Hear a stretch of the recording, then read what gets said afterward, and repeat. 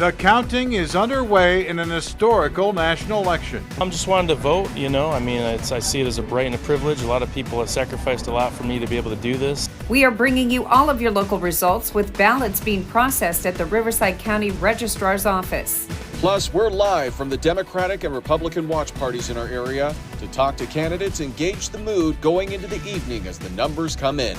And we're tracking the presidential race as millions of people across the country and right here at home are waiting to see who will be the next president of the United States.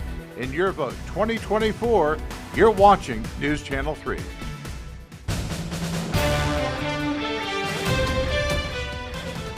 Counting continues for the next president of the United States. A live look from the Registrar in Riverside where votes are being counted right now. Hello, I'm Karen Devine. And I'm Peter Doubt. In Your Vote 2024, the polls are closed and your votes are now being tallied. We are closely monitoring the results, including who will be the next president of the United States.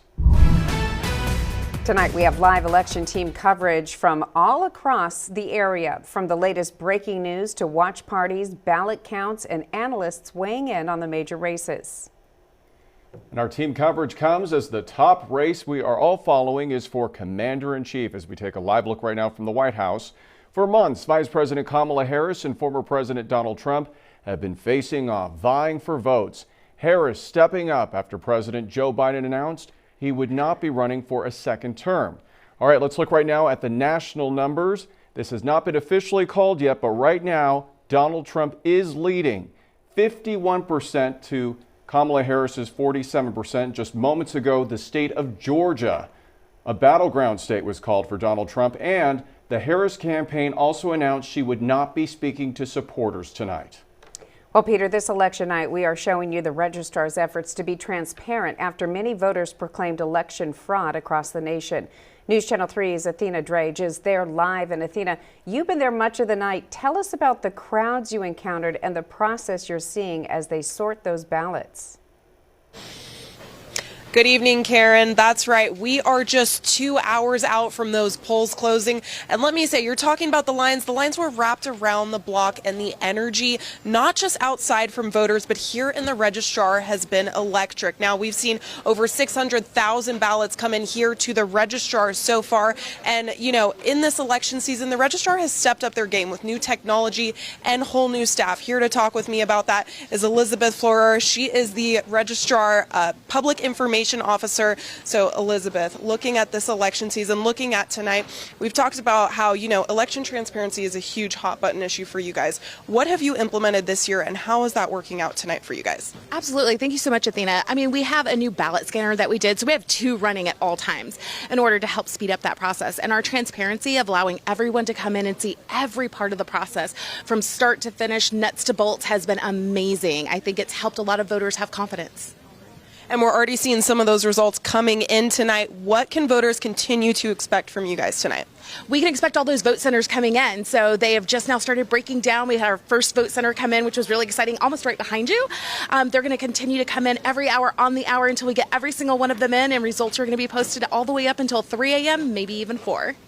Thank you, Elizabeth. Now, like we said, they're going to be working here until around 4 a.m. We will keep you all updated. And of course, with those results continuing to roll in, now live from the Riverside County Registrar of Voters, Athena Drage, News Channel 3.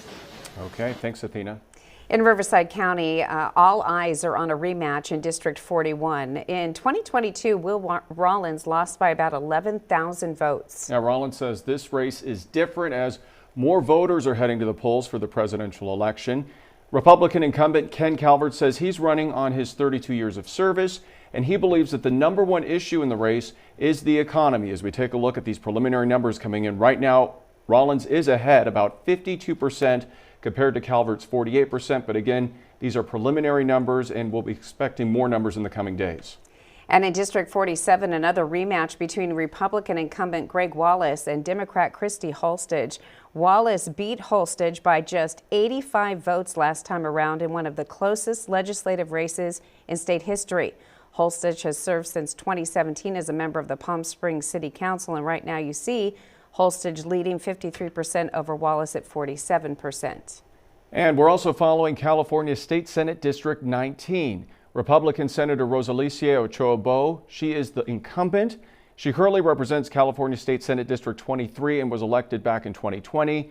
Lisa Middleton is the Democratic challenger. She's currently serving as a member of Palm Springs City Council, where she was first elected in 2017. She was also the city's first transgender mayor. Middleton right now, this is a very close one, folks. Wow. Up ahead by only about 200 votes. So this is split at the moment, 50-50. But again, these are just the preliminary numbers coming in. And as Your Vote 2024 team coverage continues, candidates remain hopeful as they continue to watch results come in. News Channel 3's Tori King is live at Thompson Hotel in Palm Springs, where the local Democrats are watching the results. Tori. Hi there, Karen. Yes, it's been a very exciting night, a very lively night. There's a lot of energy here. I am here with Christy Holstage. She is running for State Assembly AD 47, and we're going to ask her a couple questions tonight about this election. Hi, thank you so much for joining us. Talk to me about what you're feeling tonight. I feel a lot of hope and energy from the community. We've been running this campaign for 2 years, but I also ran last time and only lost by 85 votes. So just feel a lot of hope for the future of California and for this region. And how important is this election? This election is one of the top races in the entire state. There's been $9 million spent in this race so far, and it's important for the future of California, for the future of this region, delivering resources, being able to address the climate crisis, housing crisis, cost of living, all those issues we care about.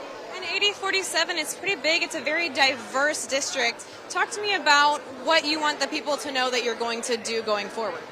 Yeah, I have been working incredibly hard, knocking doors. I've been knocking about 150 doors every single day for the last few weeks. I've been in La Quinta, Yucaipa, Beaumont, you name it. I'm just getting to know the communities, talking to people about the most important issues. So I hope people know in the 7 years I've been on City Council, I do the work, I show up, I listen, I care, I love this community. And we need a champion who's really going to champion our issues and deliver results from Sacramento. Obviously, this is a presidential election year. Can you talk about just how vital this election is overall and sort of the feeling going forward on Election Day? Yeah, talking to voters, people are concerned about our democracy and really concerned about what's going to happen at the top of the ticket. And I'm concerned about that too. We need to make sure we have someone who's going to not play politics over federal funding, someone who's going to invest in California. And so the results couldn't be more important for this region. And I know a lot of us are a little worried about what's going to happen nationally. Thank you so much for joining us tonight. We're going to continue to follow the races very closely here in downtown Palm Springs. Live for News Channel 3, I'm Tori King. Okay, thanks, Tori. And as our election team coverage continues, we now go to News Channel 3's Shay Lawson, who was live at the East Valley Republican Women's Watch Party. All right, Shay, set the scene for us. Peter, that's exactly right. I'm here at the East Valley Republican Watch Party, where moments ago the crowd erupted in cheers after watching former President Donald Trump take Georgia. Now, the organization's president tells me that the headquarters has received 14,000 ballots. The crowd here is eager, and they tell me they're hoping to celebrate a victory for Trump. Now, some Republican candidates and about 200 supporters here at Agua Caliente Rancho Mirage are here tonight. I spoke with some of them to get a sense of their reactions and expectations. And I spoke with some Republican candidates who shared their thoughts on the campaign trail and their hopes for the outcomes tonight. We're cautiously optimistic. We feel really great about the campaign we've been able to run over the last couple of months and really good about the work we've done for the people of the Assembly District over the last 2 years. Feel good. It's been a lot of fun. I've enjoyed this campaign. We've gotten around, been a lot of nice people. Coachella Valley is great. People are doing well here in the Coachella Valley. I'm feeling really excited. I think we're going to win this, and I think we're going to win it big. And I hate to even say it, but I feel it. I feel it in my bones. I really do. And I vote for my local government and been working on campaigns our local government because we live in a beautiful desert. I was born and raised here. 4, 7, people here to 9, 8. The tables are covered with Trump flags and posters of the former president's face, which attendees are holding up each time he wins a state. Now, as results continue to come in, we'll be here live bringing you updates and reactions from the East Valley Republican Watch Party. I'm reporting in Rancho Mirage. Shay Lawson, News Channel 3. Thank you, Shay. Let's go to two races between Congressman Adam Schiff and baseball great Republican Steve Garvey for the late Senator Dianne Feinstein's state U.S. Senate seat. It turns out in January. Schiff and Garvey running against each other in a special election for the remaining few weeks of that term. Adam Schiff taking that. The two candidates also up for a full Senate term. That begins January 3rd of 2025. Congressman Schiff declared the victor in this race with this 60% of the vote. Some of our local races may take hours or even days to determine. And John White is now here breaking down some of these results and what they mean. John. Yeah, well, Karen and Peter, I'm joined right now by Dr. Elizabeth Walker from College of the Desert, who is a professor of political science. And boy, seems like we're learning history in real time here tonight. First off, as we look at all this work going on at the Registrar of Voters office, everyone kind of thought that really high voter turnout would be something that would benefit the Democratic side. It doesn't seem like that's how it's panning out right now. It does not at all. It feels as if we don't know who is actually benefiting from it, but we'll see as it continues to keep going. Yeah, well, we had hundreds of thousands of votes in Riverside County even before the day began, and then very busy voting all day today. Now, let's take a look at one of our biggest races. Karen and Peter already talked about it. This is Ken Calvert and Will Rollins. And believe it or not, $40 million or so in money from this campaign between the candidates and outside money. Right. Is it hard to believe that a local congressional race could be worth $40 million?